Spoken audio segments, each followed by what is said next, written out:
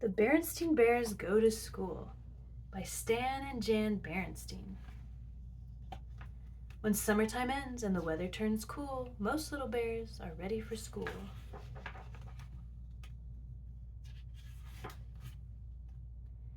It had been a wonderful summer for the bear family. They had gone swimming and boating at the lake. They had picnicked in the woods and taken many walks along sunny paths. But now summer was just about over. There was a nip in the air, the birds were beginning to fly south, and the leaves on the treehouse were changing colors.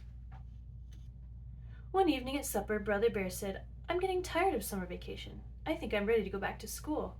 "That is good news," said Papa Bear, "because school will be starting again very soon." Sister Bear's ears perked up at the word school. Mama Bear noticed. "As a matter of fact," she said, "Sister and I are going to meet her new teacher tomorrow." This year, Sister would be starting kindergarten, and she wasn't quite sure how she felt about it. She liked being at home with her mother and father, her books and toys, and all her friends. "What will school be like, Mama?" she asked at bedtime. "You'll find out tomorrow," said Mama, as she tucked Sister in and kissed her goodnight. The next day, Mama and Sister packed a lunch and took the long walk down the winding dirt road to the Bear Country School. Handy Bear Gus was up on a ladder fixing the roof. "Hello," said Mama. "This is Sister Bear. She starts kindergarten next week." "We'll be glad to have her," said Gus. "Miss Honeybear is the kindergarten teacher. You'll find her inside." "Hello there," said Miss Honeybear in a loud, jolly voice. "Come right in and look around." Sister thought Miss Honeybear's voice was a little scary, but she let Miss Honeybear take her hand and lead her into the kindergarten room. What a big, friendly room! It had yellow curtains and tables and chairs that looked just right for someone's sister's size. "What do you do in kindergarten?" Sister asked as they sat down for lunch. "We read stories, sing songs, learn our ABCs, paint pictures, play games, make things out of clay, build with blocks. We do lots of things," said Miss Honeybear. Those were all things Sister liked to do, and she had never seen such big jars of paint or such fine blocks. There was even a whole barrel of clay. School might be fun after all, thought Sister, by the time she and Mama started home. But when the big morning came, Sister began to worry again. "Mama," she said, "what if I don't like school? What if I just don't like it?" Then the big yellow school bus pulled up to the treehouse. "Stop worrying," said Brother Bear. "School's fun. You'll like it. Now let's get going or we'll miss the bus." He grabbed her hand and away they went. Every so often the bus stopped and more bears climbed on. Most of them were excited like Brother, but some of the smaller ones were quiet like Sister. As more and more old friends climbed on, they got noisier and noisier, and the smaller ones got quieter.